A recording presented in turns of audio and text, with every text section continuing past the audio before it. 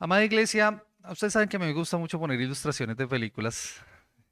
Y no sé si ustedes alguna vez han visto alguna de esas películas en donde el protagonista es un político que está en plena campaña. Y de hecho hay una muy buena que se llama Los Agentes del Destino, protagonizada por Matt Damon y Emily Blunt, que esa fue en el 2011. Y en estas películas siempre hay un personaje clave. Hay un jefe de campaña. De hecho, todos los políticos cuando están en campaña tienen su jefe de campaña. Esa persona se asegura de que el político haga lo correcto, cumpla con sus compromisos, tenga todo lo necesario para triunfar. O sea, toda campaña necesita un jefe de campaña. Y a menudo parece que el jefe de campaña está aún más interesado en ganar las elecciones que el propio candidato que está participando. De hecho, ellos son los primeros que celebran las victorias porque sienten que todo su esfuerzo ha valido la pena. Pero si el político se desvía del camino o hace algo que perjudica su imagen, ellos sufren y lo confrontan, conscientes de que esto pone en riesgo esa posibilidad que este político tiene de ganar. Guardando las obvias proporciones, lo que estamos viendo en esta mañana tiene algo similar. Ocurre eso en este pasaje que estamos viendo el día de hoy. Imagínense por un momento esto. Si Jesús hubiera sido un candidato político en Israel en ese momento, con toda la popularidad que tenía, seguramente estaría en la cima de las encuestas.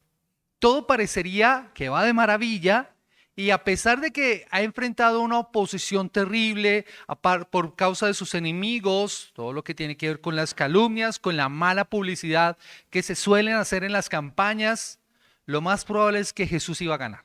Eso era lo más seguro. Pero precisamente en ese instante de aparente victoria, Jesús comunica a sus discípulos algo que los dejó totalmente en shock. Eso fue algo inesperado. Su plan no es ganar la campaña. Su plan no es ganar las elecciones. De hecho, renuncia a esa idea de ese triunfo terrenal y por el contrario, anuncia que va a ser derrotado por sus opositores hasta el punto que parece ser el final de todo. Yo creo que en ese momento los discípulos quedaron en shock, quedaron en blanco. Esto era lo último que de seguro ellos querrían escuchar, porque justo se sienten más cerca del poder. Están con el ganador. Eso garantiza muchas cosas. Así estaban los discípulos.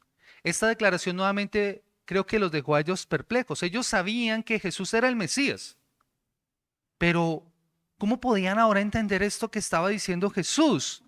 ¿Tendría que sufrir y morir como parte de su plan?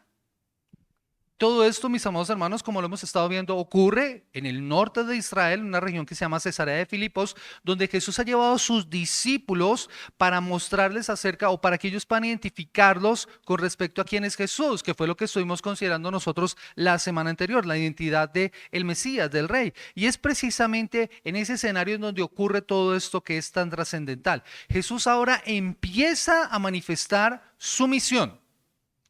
¿A qué ha venido? Y lo hace con toda claridad.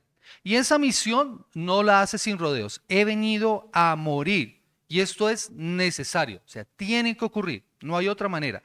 Pero Pedro no acepta esas palabras. De manera que se opone y trata de hacerlo, de entrar o de cambiar de opinión, como lo haría un buen jefe de campaña con el político que está haciendo este tipo de cosas. El jefe de campaña entraría a tratar de reconvenirlo para que corrija lo que está haciendo mal. Pedro está haciendo exactamente lo mismo. Pero Jesús tiene claro a qué ha venido. Y por eso no solamente regaña a Pedro, sino regaña a todos los discípulos. Los discípulos debían entender que la misión de Jesús era esa, él debía morir. Ese era el plan desde el principio. Y se encuentra, mis amados hermanos, como lo hemos visto, esa es la parte central del Evangelio. Recuerden que Marcos está dividido o estructurado para responder a dos preguntas fundamentales.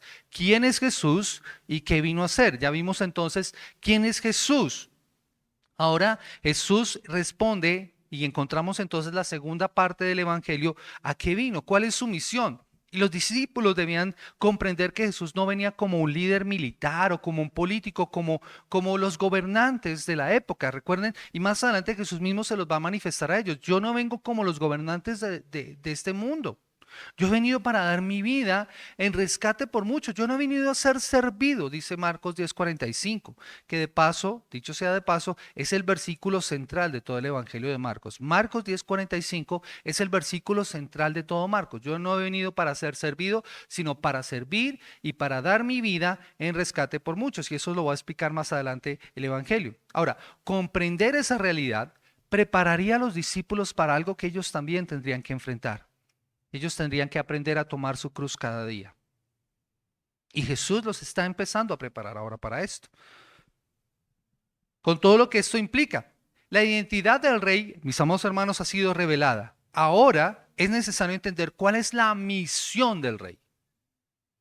Hoy en este sermón titulado precisamente de esa manera, la misión del rey, vamos a entender y a explorar cómo después de que los discípulos han identificado a Jesús como el Cristo, Él les empieza a explicar su misión y cuál es la reacción de ellos y cómo esto se aplica a nuestras vidas.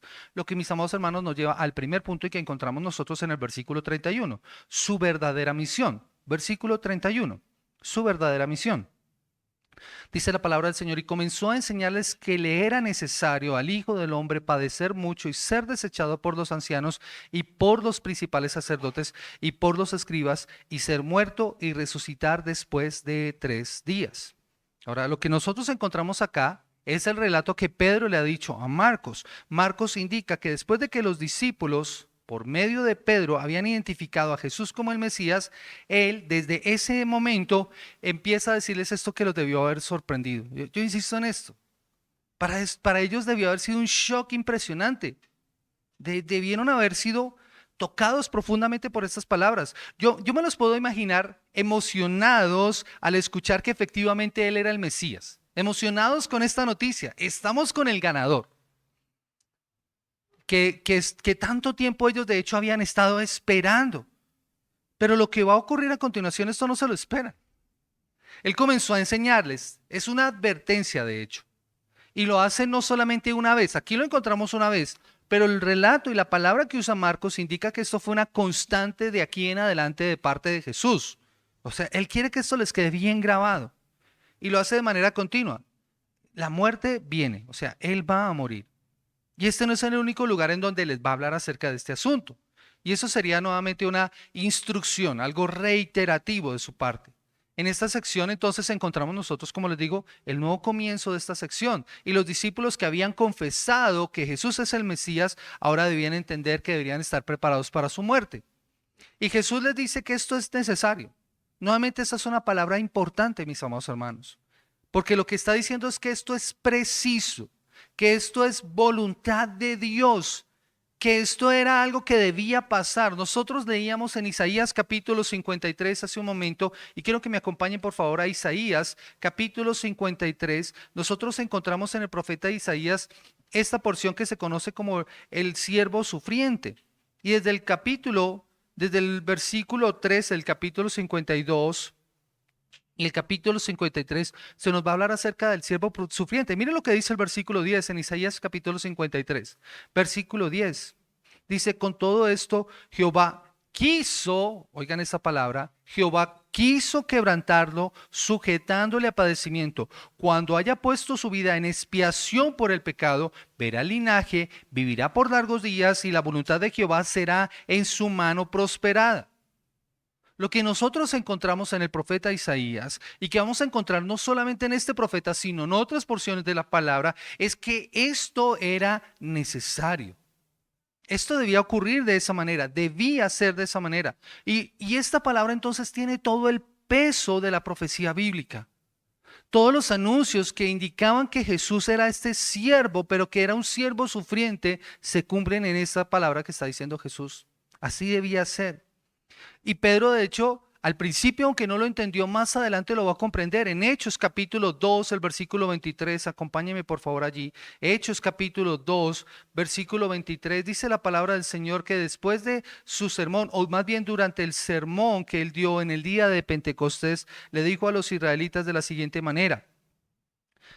Versículo 22 y versículo 23 de Hechos 2. Dice, varones israelitas, oíd estas palabras.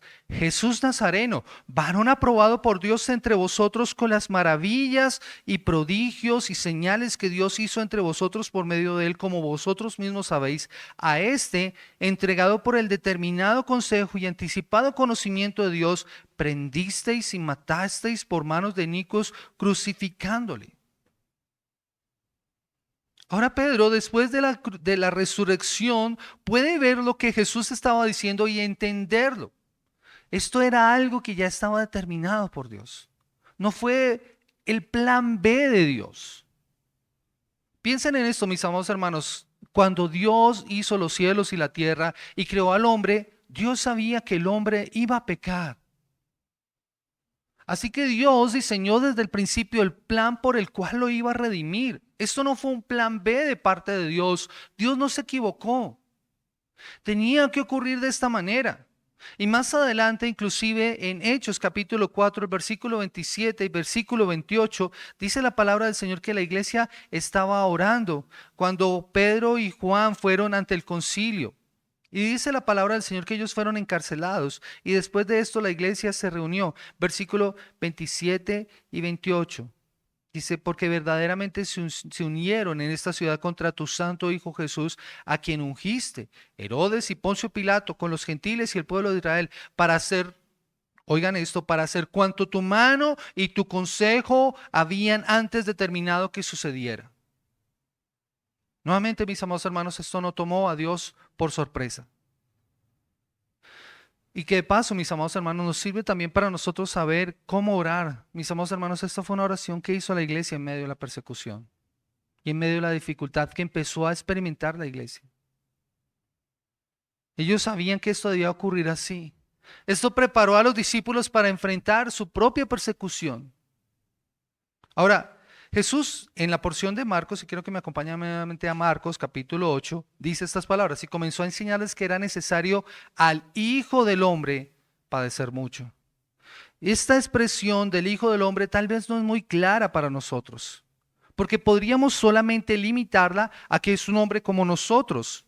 Y eso realmente significa, pero implica mucho más. Al usar esta expresión, Jesús demuestra que tenía claridad sobre la misión que él tenía y el costo que esto implicaría para él. Esta es una expresión que es usada en el Antiguo Testamento, el Hijo del Hombre. En Daniel capítulo 7, el versículo 13 y 14. Acompáñenme por favor a Daniel capítulo 7, versículo 13 y versículo 14. Daniel es un prisionero en Babilonia. Él ha sido llevado cautivo cuando Nabucodonosor conquistó Israel y él está sirviendo a ese malvado rey que había conquistado y destruido la ciudad de Jerusalén.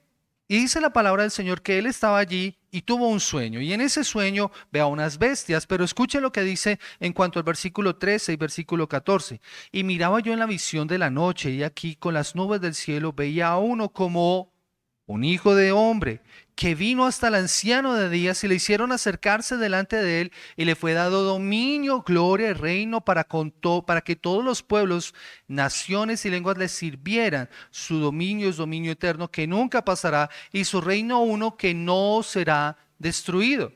Esta designación que encontramos en Daniel era el título con el que Jesús se identificaba. Nosotros solemos identificar a Jesús como Jesucristo. Su nombre con su título, Jesús el Mesías, Jesús el ungido. Pero si ustedes encuentran o ven en la palabra del Señor, varias veces en el Nuevo Testamento Él se va a referir a Él como el Hijo del Hombre. Y eso tiene una implicación, porque esta figura que está usando está diciendo, yo soy aquel que profetizó el profeta Daniel, que viene a poner todo en su lugar. En la época de Daniel, en la visión que él tiene, él ve bestias, animales, como que gobiernan. Es una representación, un contraste con esas bestias que son representaciones de los reyes que han gobernado mal la tierra. Y el Hijo del Hombre, al que se le ha dado poder, él gobernará conforme a como Dios quería que ocurriera antes de la caída. Pero esto no lo haría sin pasar antes por el sufrimiento, mis amados hermanos. Escuchen, el profeta lo dice así, él es el Hijo del Hombre, pero cuando Jesús usa estas palabras dice, el Hijo del Hombre padecerá mucho. y era necesario que ocurriera así. Es como lo explica Tim Keller. Él dice algo así: el Hijo del Hombre debía sufrir, padecer, experimentar una sensación o impresión por lo general dolorosa. Así que el sufrimiento, el rechazo y la muerte del Hijo del Hombre formaban parte del plan de Dios para la salvación de los hombres, para nuestra propia salvación, porque así podría establecer ese reino que el Señor quería. Y sería ese gobernante que es perfectamente Dios, perfectamente hombre. Así que, mis amados hermanos, la cruz no es un accidente. La cruz formaba parte del plan de Dios desde la eternidad. Él tendría que padecer mucho, y esto es cierto. Noten todos los eventos que implicaron su crucifixión, su muerte: el arresto, el juicio injusto, cada azote, cada burla, esa ejecución agónica en la cruz, todo eso que nosotros conocemos como la pasión de Cristo, que en próximos días, dicho sea de paso, también estaremos recordando nosotros a través de la Semana Santa. Mis amados hermanos, cualquier visión, cualquier idea que tú tengas de ese sufrimiento que el Señor pasó no se compara en nada en realidad con lo que el Señor vivió. Hace poco hablábamos con los chicos del grupo de músicos y hablábamos acerca de la pasión de Cristo. Y esa es una de la película de Mel Gibson. Y esa es una visión limitada realmente. Nos causa impresión, mis amados hermanos, pero realmente lo que Jesús debió haber experimentado fue mucho, mucho, mucho más profundo. Pero saben, Jesús no se queda allí. Él muere y resucita al final, y después de la resurrección nosotros lo vemos victorioso, sentado en su trono como rey. Él es el Hijo del Hombre al que se le ha dado dominio, poder. Por eso, miren cómo lo ve Esteban. ¿Recuerdan ustedes cómo lo vio Esteban? Cuando él está siendo apedreado por causa de predicar fielmente la palabra del Señor, dice la Escritura que él vio al Hijo del Hombre como sentado en su trono, gobernando. Jesús dice que sería desechado. Y lo que esto significa es que los líderes religiosos hicieron un examen. Hicieron un examen y resultado de ese examen, él perdió. Fue desaprobado. Jesús no cumplió con esas expectativas de esos líderes religiosos. Ellos lo evaluaron y él no pasó ese examen. Y como consecuencia, entonces Jesús sería muerto, pero no se quedaría allí, sino que resucitaría. Jesús siempre habló de su muerte al lado de su resurrección. Y después de 3 días, él mantiene lo que él mismo había dicho. ¿Recuerdan? A Jesús le pidieron que diera una señal. Muéstranos una señal. Y Jesús les dijo: yo no les voy a dar señal, sino la señal que les voy a dar es la del profeta Jonás. Como estuvo Jonás en el vientre del gran pez por 3 días, así estaría el Hijo del Hombre en la tierra. Esa sería la señal. Los discípulos debieron haber sido profundamente impactados por esto. Pero este es el centro del Evangelio. Mis amados hermanos, el Evangelio no es solo la muerte de nuestro Señor Jesucristo. Es su resurrección, es su victoria sobre el pecado y sobre la muerte. Jesús debía padecer para recibir el castigo por los pecados del hombre, pero de esa forma mostraría su amor por nosotros. Y comprender la misión de Jesús como el Cristo y su sacrificio, ese alto costo que Él debió pagar, nos permite ver el amor de Dios por nosotros. Acompáñenme por favor a Romanos capítulo 5, el versículo 8. Romanos capítulo 5, el versículo 8. Vamos a leer desde el versículo 6. Dice: porque Cristo, cuando aún éramos débiles, a su tiempo murió por los impíos. Ciertamente apenas morirá alguno por un justo. Con todo, pudiera ser que alguno osara morir por el bueno. Mas Dios muestra su amor para con nosotros en que, siendo aún pecadores, Cristo murió por nosotros. Romanos capítulo 5, versículo 8. Mas Dios muestra su amor para con nosotros en que, siendo aún pecadores, Cristo murió por nosotros. Iglesia, su amor perfecto hace lo que para nosotros era imposible. Él se hizo vulnerable. Él se hizo débil. Lo que nos debería llevar a nosotros a ser agradecidos, alabarlo, Creo que lo expresó muy bien Juan David en esta mañana en su dirección. El glorioso intercambio, poder entender la obra de salvación en la cruz del Calvario, el lugar que Él ocupó en mi lugar, me debería llevar a alabarlo. Ese es el glorioso intercambio. Pablo lo expresa muy bien en el himno que encontramos nosotros en Filipenses capítulo 2, el cual siendo en forma de Dios no estimó el ser igual a Dios como cosa a que aferrarse, sino que se despojó a sí mismo. Nosotros cantamos una canción que lo retoma. Siendo en forma de Dios, Rey de toda la creación, de siervo se vistió, hasta lo sumo se humilló, sufrió la muerte en sumisión, horrenda muerte en una cruz. Inmenso amor le hizo descender a servir al pecador. Gracia sin igual, Cristo demostró, dio su vida a mi favor. Esa debería ser nuestra respuesta. Y yo te pregunto, iglesia. ¿Tú has entendido en verdad lo que la misión de Jesús implica para tu vida ahora como creyente? La respuesta correcta debe ser adoración. La respuesta correcta debe ser gratitud infinita por tu salvación. Pero mis amados hermanos, como era de esperarse en lo que nosotros estamos estudiando en Marcos, los discípulos no reaccionaron de la forma correcta, no reaccionaron con entusiasmo, con alegría, porque aún les faltaba entender mucho. Y creo que es importante que veamos lo que viene a continuación. Pedro toma la vocería con la intención de convencer a Jesús de lo contrario, lo que nos lleva a nuestro segundo punto y es el estorbo del rey. Versículo 32 dice la palabra del Señor, dice, esto les decía claramente. Entonces Pedro le tomó aparte y comenzó a reconvenirle. Marcos enfatiza el hecho de que Jesús hablaba claramente. Él lo decía con libertad, con confianza, con toda franqueza. Él no escondía nada de esto. Lo hacía no con parábolas. Recuerdan, a la multitud le hablaba con parábolas y a los discípulos les hablaba claramente. Pero aquí en este momento a los discípulos esto sí era importante que lo entendieran.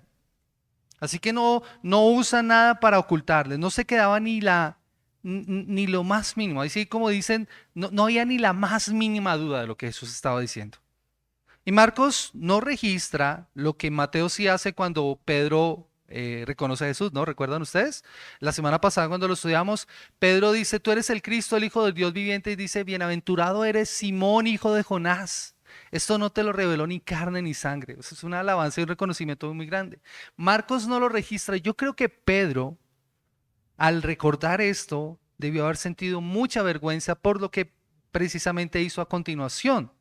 No se debió haber sentido orgulloso. Lo que Marcos indica fue la fuerte reprensión de Jesús hacia Pedro. Y primero, mire lo que hace Pedro. Pedro lo toma aparte. Literalmente lo que la palabra en griego significa es que lo tomó del brazo y se lo llevó aparte como para hablar con él a solas. Y empezó a reconvenirlo, como a tratar de convencerlo. A que él se diera cuenta del error, a encontrar una falta en lo que le estaba diciendo. De hecho, en el pasaje paralelo de Mateo, Pedro llama a Jesús aparte y le dijo, Señor, ten compasión de ti. O sea, casi como que le está diciendo, pero ¿cómo se te ocurre, Señor? ¿Vamos tan bien como para que tú salgas con esto? Y Mateo dice, en ninguna manera te acontezca. ¿Cómo se te ocurre, Señor? Yo, pensemos bien de Pedro. Jesús le regaña, pero pongámonos en el lugar de Pedro. ¿No haría usted lo mismo? Yo creo que nuestra respuesta hubiera sido exactamente la misma. Vamos tan bien. Y la forma en la que Pedro está haciendo esto es como si fuera una autoridad sobre Jesús. Y eso es lo tremendo. MacArthur dice algo, es que no solo que Pedro se había elevado de manera presuntuosa su propia autoridad sobre Jesús, sino que contradijo directamente los propósitos redentores de Dios. Allí está el problema. Pedro estaba contradiciendo el plan de Dios. Amada iglesia, eso nos puede pasar a nosotros. En muchas ocasiones nosotros no queremos someternos a la voluntad de Dios y tratamos de convencer a Dios de que cambie de opinión. Y hacemos cosas para que Dios cambie de opinión. Pero Dios, cuando ha determinado algo en nuestra vida, lo va a llevar a cabo. Nosotros lo que debemos hacer es someternos a esa voluntad. Eso es lo que Pedro no alcanzaba a entender. Jesús Jesús le dijo esto debe acontecer y esto es claro. Pedro tomó un gran atrevimiento cuando trató de hacer lo contrario. Y vuelvo, insisto, pongámonos en el lugar de Pedro. Ellos han caminado con Jesús alrededor de 2 años, lo han sacrificado todo por Jesús, tienen sus esperanzas puestas en Él, en la gloria futura del reino, todo este esfuerzo. ¿Y para qué? No solamente perderían a su Señor, sino que perdían la esperanza de un reino. Y los autores del Nuevo Testamento interpretaron todos esos pasajes del Antiguo Testamento en referencias al Mesías y al siervo sufriente, pero la mayoría de los judíos de la época no reconocían que estos se referían a ese Mesías. O sea, cuando pensaban en el Mesías, siempre pensaban en un descendiente de David que vendría con el ejército poderoso a vencer a sus enemigos. Pedro y los otros discípulos desde muy pequeños habían sido enseñados con esa verdad. Desde muy pequeños, así de la edad de Aurorita, de la edad de Santiago, habían sido enseñados muy pequeños de que esto iba a acontecer así. Así que eso estaba muy metido en su mente, era su concepción. Todas sus esperanzas como nación estaban basadas en esto. La mayoría inclusive creían en la resurrección de los muertos, efectivamente, pero la resurrección de los muertos ocurriría al final de la historia, cuando el reino del Señor se inaugurara, no en ese momento. Así que Jesús dijera que iba a resucitar al tercer día no tenía como mucho sentido, como que esto no entraba en la estructura mental de ellos. Y al parecer Pedro no entiende esto, por eso le pide a Jesús que cambie de opinión. Esto no corresponde a lo que nosotros estamos esperando. Y él contradice ahora con eso que había declarado anteriormente, ¿no? Por eso trata de convencerlo de lo contrario. Pero Jesús quiere aclararles su misión. Nuevamente, su misión no es como ellos piensan. No es el reino como tú quieres. No es terrenal, no es político, no es como tú has aprendido desde niño. Tú tienes que cambiar tu pensamiento en cuanto a esto. Y esto le sirve para aclarar algo sobre su identidad. Jesús no se coloca a sí mismo como maestro moral. Por eso es que esto debe haber sido también chocante para Pedro. Jesús es mucho más. Jesús es mucho más. Él viene a morir, a dar su vida. Así que tan pronto Pedro trata de convencerlo, Jesús lo aterriza nuevamente, junto a los demás discípulos, lo que nos lleva al tercer punto, la reprensión del rey. Versículo 33 dice la palabra del Señor, pero él volviéndose y mirando a los discípulos, reprendió a Pedro diciendo, quítate de delante de mí, Satanás, porque no pones la mira en las cosas de Dios, sino en las de los hombres. Así que luego de que Pedro trató de convencer a Jesús de hacerlo cambiar de opinión, Jesús lo reprende. Le llama la atención, pero no solamente a él, sino a los demás, a los que están presentes. Lo hace en público, haciendo que sus discípulos escucharan atentamente esto. Seguramente los demás compartían la misma visión que tenía Pedro. Solo que no eran lo suficientemente valientes como para decírselo. No eran lo suficientemente valientes como para hacer lo que hizo Pedro, pero seguramente compartían la misma idea. Pedro se acercó para hablarle, pero ahora el regaño no es solamente para Pedro, sino para todos. Y Jesús lo llama fuerte, ¿no? O sea, apártate de mí, Satanás. La intención de Satanás siempre ha sido detener la obra del Salvador. ¿Recuerdan ustedes en el desierto? ¿Qué hizo? Estorbar a Jesús para que Jesús no cumpliera el propósito, para que usara el poder de una forma indebida. Si eres el Hijo de Dios, di a estas piedras que se conviertan en pan. Si eres el Hijo de Dios, si eres el Hijo de Dios. Y escrito está. Él quiere estorbarlo. Y aquí Pedro está actuando de la misma forma, en oposición. Esto no te acontezca, Jesús. No lo hagas de esa manera. Las cosas pueden hacerse distintas. Y Jesús le dice claramente, Pedro, tú estás actuando como Satanás. ¿Dónde estás poniendo la mirada? Pones la mira en las cosas, no pones la mira en las cosas de Dios, sino en las de los hombres. Pones la mira, o eso quiere decir que estás pensando en otras cosas. Y esta era una fuerte reprensión. Pedro es como Satanás, como dice un autor, al preferir lo material en el sentido del poder, la comodidad de la que seguro estaba esperando disfrutar al estar con el Mesías en su reino. y por eso quiere estorbar los propósitos de Dios. Esto muestra en ese momento un fracaso en la vida de Pedro como discípulo. El regaño de Jesús fue fuerte, casi que fue una humillación, de hecho, pero era necesaria. Era necesario que Pedro escuchara esto. Su pensamiento de seguro estaba en lo que podría obtener de Jesús, en su bienestar, pero no en los planes de Dios. Vio la muerte, pero ignoró lo siguiente, ignoró la resurrección. No quería ver el plan completo, mis amados hermanos. Y creo que nuevamente eso nos puede pasar mucho a nosotros.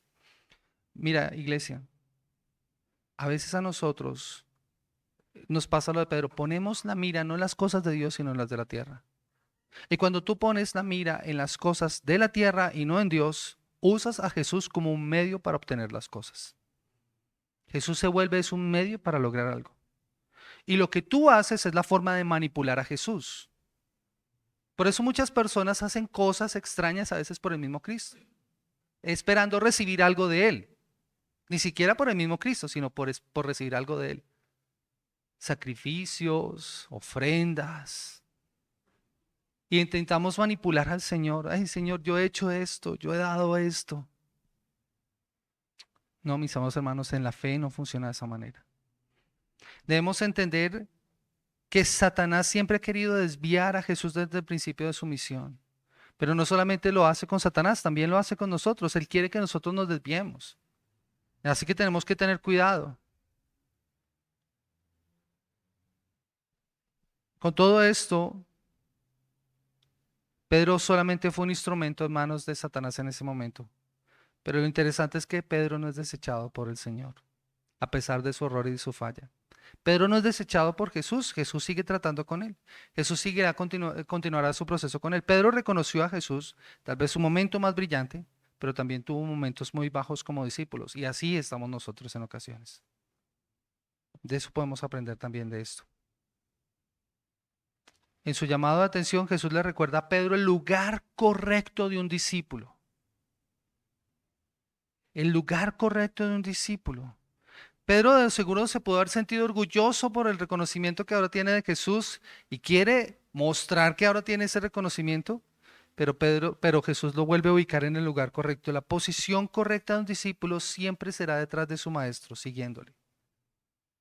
En ese caso, mis amados hermanos, la frase quítate de delante de mí es un llamado a Pedro a regresar a la posición correcta de sumisión y obediencia, aquella que le corresponde a un discípulo de Jesús. Y esto nos da una enseñanza a nosotros, recordando nuestro lugar como discípulos de Jesús, siempre detrás de Él. Él va adelante, nosotros somos sus seguidores, somos sus discípulos. Cuando tratamos de colocarnos delante, nos podría pasar lo que le pasó a Pedro. Así que tenemos que tener mucho cuidado. Más adelante el mismo Pedro entendería y mostraría que ha entendido. Acompáñeme por favor a Primera de Pedro capítulo 2, el versículo 21 y versículo 22. Primera de Pedro capítulo 2, versículo 21 y 22. Fueron lecciones que tuvo que aprender Pedro, pero nos sirven de ejemplo y de testimonio a nosotros. Primera de Pedro capítulo 2, Primera de Pedro capítulo 2, versículo 21.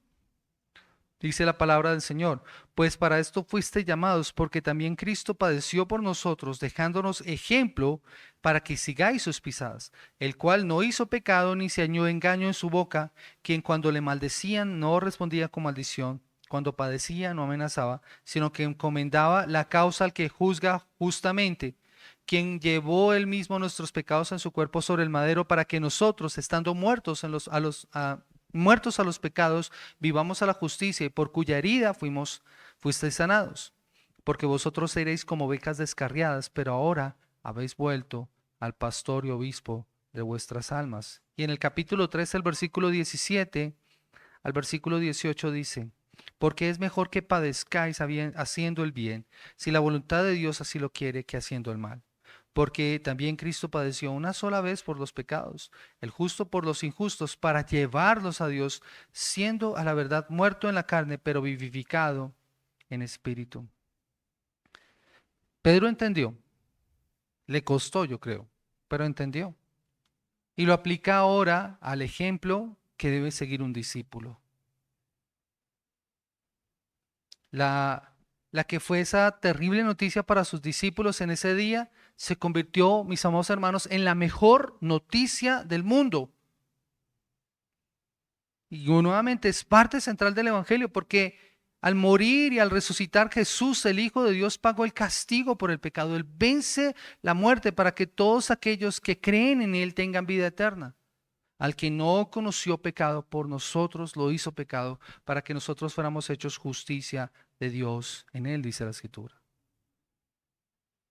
Y mis amados hermanos, no estamos exentos de vivir la misma situación de Pedro y los discípulos.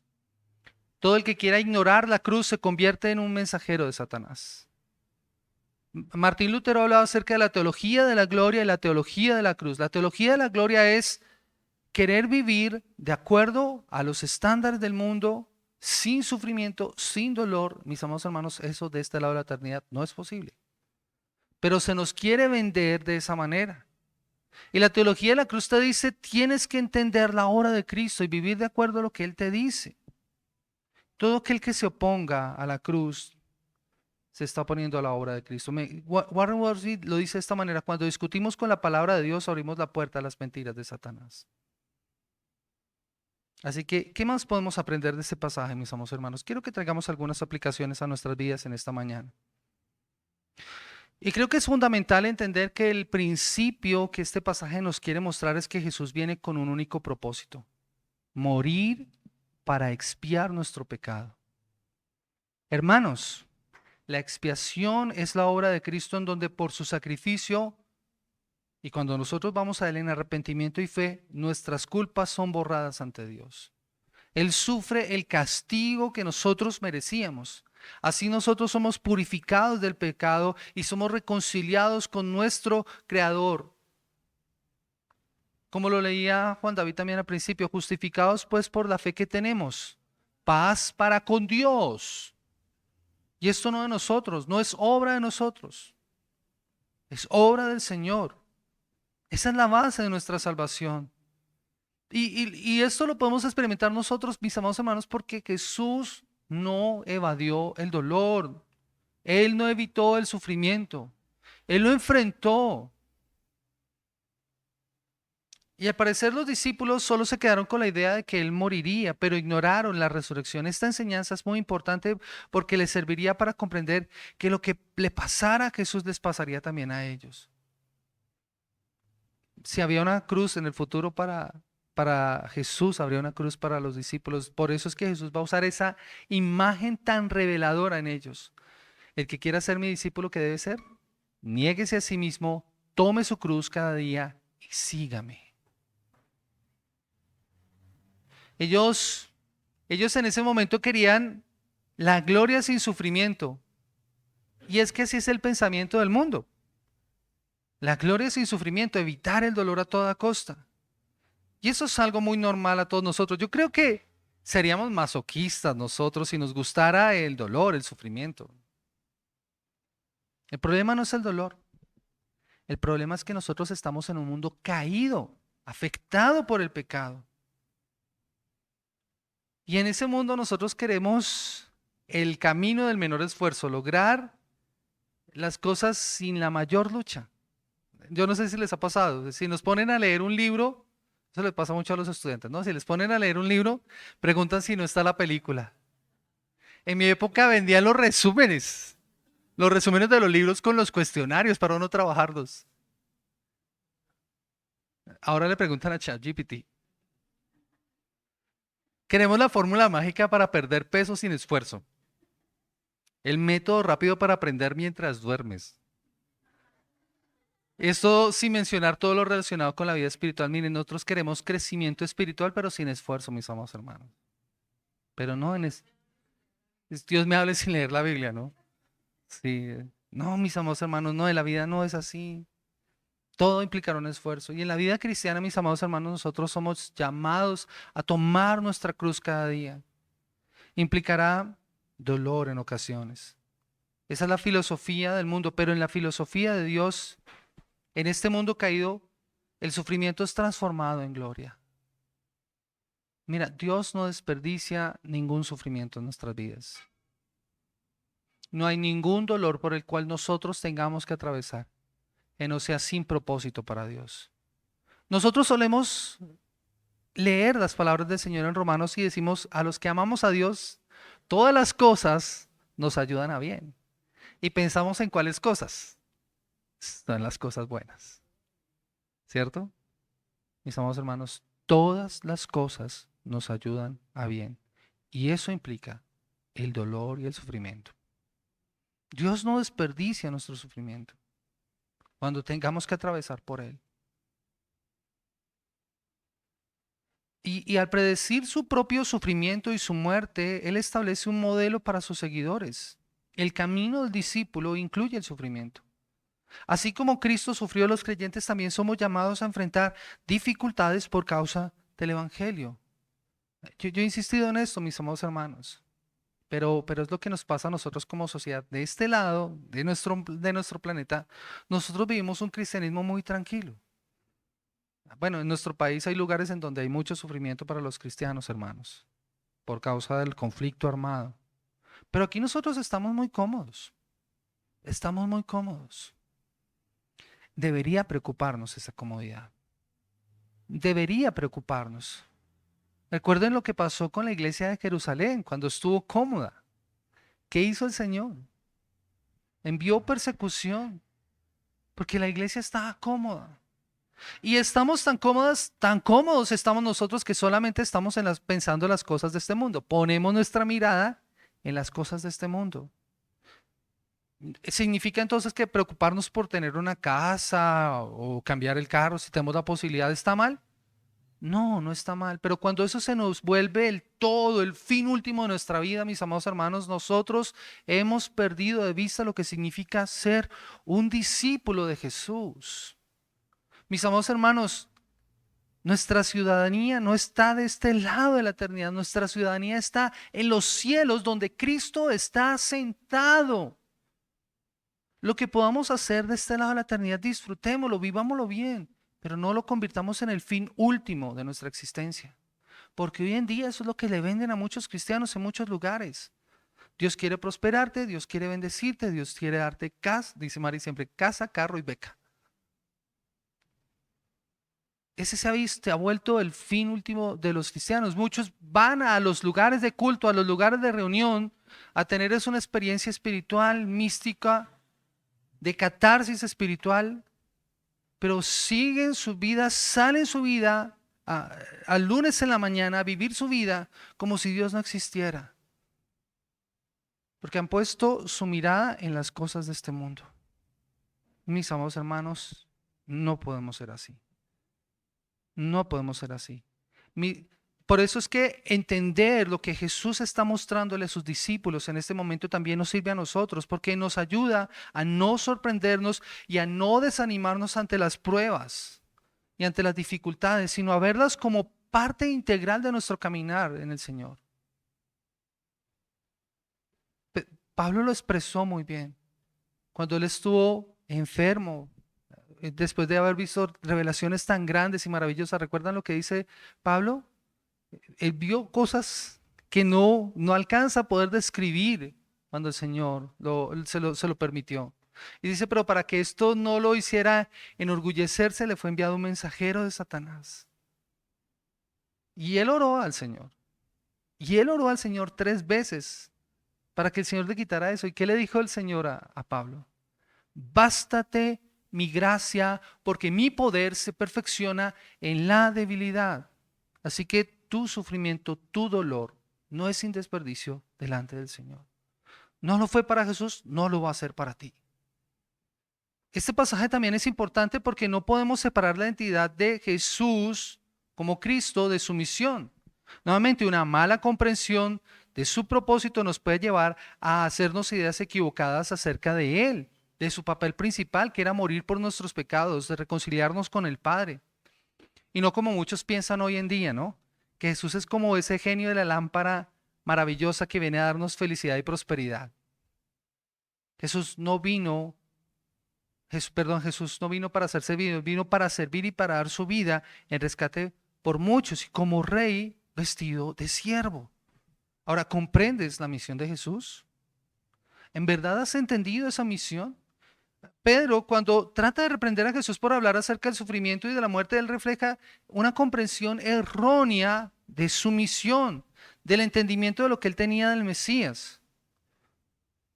Y como les digo, eso nos puede pasar a nosotros. Nosotros esperamos a ese Redentor victorioso, pero que nos dé nuestras propias concepciones, ¿no? Nuestros sueños, nuestros anhelos. Pero no consideramos el plan divino que incluye la cruz. Es por eso importante reflexionar sobre cómo nuestras expectativas están siendo afectadas por esto, porque puede que esté nublando nuestra visión o nuestra comprensión de los caminos de Dios. Y eso, mis amados hermanos, la comprensión de este pasaje nos debe desafiar a alinearnos con la voluntad de Dios. E incluso cuando esa voluntad, la voluntad de Dios, difiere a nuestra propia voluntad. Es por eso importante que debemos aceptar la corrección de Dios con humildad. Miren, Jesús reprende a Pedro, lo regaña fuerte y nos muestra cómo también nuestras propias ideas preconcebidas pueden estar en conflicto con el plan de Dios. Y nosotros necesitamos ser reconvenidos. ¿Entiendes la misión de Jesús? ¿Entiendes en realidad quién es Jesús? No tener claridad sobre eso te puede estar llevando a vivir la fe de la forma incorrecta. Así que evalúate. Debemos aceptar la corrección de Dios porque eso nos permite alinearnos con su voluntad y también crecer espiritualmente. Mis amados hermanos, y eso no va a ocurrir automáticamente. Eso requiere esfuerzo. ¿Y sabes cómo ocurre? Un estudio consciente, profundo de la palabra del Señor. Creo que Marcos es un buen comienzo, ¿no? O sea, si no lo has hecho, te animo a que lo vuelvas a hacer. Lee Marcos y respóndete esas preguntas. ¿Quién es Jesús? Y que esa concepción profunda de quién es Jesús pueda moldear también el reconocimiento de su misión y cómo eso afecta a tu vida. Jesús debía morir. Esto era una necesidad y era una necesidad legal. Porque nuestras ofensas contra Dios nos habían hecho merecedores del castigo. Y ese castigo era la muerte. En el juicio del tribunal de Dios nosotros seríamos declarados culpables y solo hay una opción. Nosotros deberíamos recibir la sentencia. Y déjenme ilustrarlo de esta manera, mis amados hermanos. Cuando ustedes van en su carro, los que tienen carro, o cuando hay un accidente en un carro, hay dos posibilidades. Cuando alguien le choca el carro a usted, hay dos posibilidades. O que la otra persona pague la reparación, o que usted sea el que pague el arreglo. La otra persona asume el costo o lo asume usted. Podemos obligar a la otra persona a pagar, pero si la persona no tiene cómo, de seguro nosotros asumimos el costo, porque alguien tiene que arreglarlo. Aún si lo dejamos sin arreglar, estamos asumiendo el costo. Lo mismo ocurre con Dios, mis amados hermanos, lo mismo ocurre con Dios. Miren, nosotros hemos violado sus normas porque nosotros hemos cometido, como dice un autor, traición cósmica y el pago era necesario. Olvidarlo para el Señor no era una opción, no era la opción adecuada, no era la opción correcta porque Él es justo, porque el daño estaba hecho, la deuda no desaparecía, así como el golpe de un carro no desaparece por arte de magia, hay que llevarlo a la tonería y pintura. La única opción de reparar el mal causado a Dios es que paguemos el precio de esa deuda, que asumiéramos la responsabilidad. El perdón, dice un autor, es doloroso y en ocasiones cuesta. Pero aquí es donde está lo extraordinario, mis amados hermanos. Y aquí voy a usar unas palabras de Timothy Keller. Jesús paga la deuda. Y Timothy Keller dice esto: si sabemos que el perdón siempre trae consigo sufrimiento para el que perdona y que la única esperanza de reparar la ofensa es pagar el precio del sufrimiento, entonces no nos sorprende cuando Dios dice la única manera en la que puedo perdonar los pecados de la raza humana es a través del sufrimiento. Bien pagan ustedes la pena del pecado o bien lo hago yo. El pecado siempre conlleva castigo. La culpa no desaparece hasta que alguien paga. Y mis amados hermanos, eso fue lo que hizo Jesús. Él venía a morir por tu pecado y por el mío.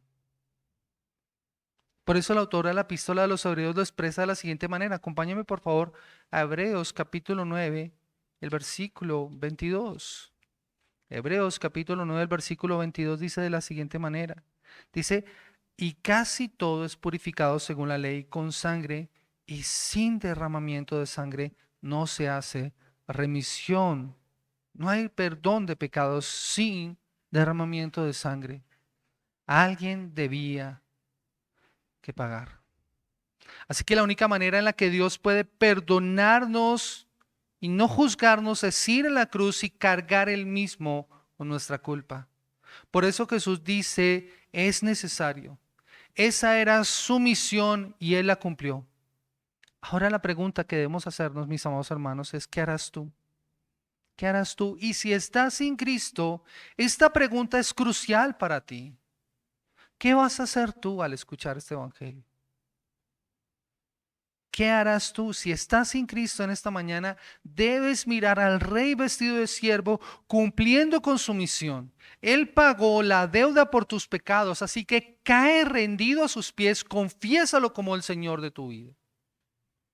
Y recibirás el don de la vida eterna solo por gracia, solo por Cristo y solo por la fe. Amada iglesia, yo quiero invitarles a que en esta mañana me acompañen orando y le demos toda la gloria y la honra al Señor en esta mañana. Eterno Señor, hoy tú nos has permitido estudiar tu palabra y a través de esto que hemos podido comprender en este día, Señor, te pedimos que tú nos ayudes a poder vivir de acuerdo a la misión que tú estableciste. Oh Señor, gracias porque nuestro sufrimiento no es sin propósito, de la misma manera en que tu sufrimiento no fue sin propósito.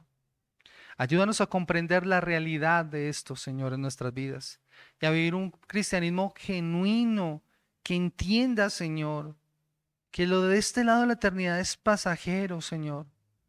Estamos en un mundo caído, aún afectado por el pecado, el dolor, la tristeza, el sufrimiento son realidades, Señor. Y que solo por tu gracia nosotros podemos soportar, Señor. Señor, gracias porque tu sufrimiento, tu cruz, Señor, nos dio a nosotros salvación y vida eterna. Tu cruz nos dio a nosotros el perdón que nosotros no merecíamos. Merecíamos el castigo, merecíamos la paga del pecado. Pero tú, Señor, mostraste tu amor por nosotros en que siendo aún pecadores, tú moriste por nosotros. Tomaste nuestro lugar. Perdónanos, Señor, si hemos tomado a veces la actitud de Pedro, Señor, colocándonos delante tuyo y tratando, Señor, de decirte cómo debería ser en nuestras vidas, Señor. Ayúdanos a asumir la posición correcta del discípulo detrás del maestro, siguiéndolo, escuchándolo, imitándolo. O no permitas que nosotros perdamos de vista como iglesia esa realidad y esa verdad. Permítanos, Señor, profundizar y crecer en nuestra fe y en nuestro entendimiento de quién eres tú, Señor. Gracias, Señor, por la iglesia. Guarda y bendice a este tu pueblo y ayúdale, Señor, a caminar por fe en ti, Señor, viviendo de acuerdo a tu santa y preciosa voluntad. Todo esto te lo pedimos no por nuestros méritos, no por nuestro buen comportamiento, no por nuestro estándar moral, sino por la obra perfecta y gloriosa de nuestro buen Señor y Salvador Jesucristo, a quien sea toda la honra y toda la alabanza en esta mañana, en el nombre de Cristo Jesús. Oramos a ti.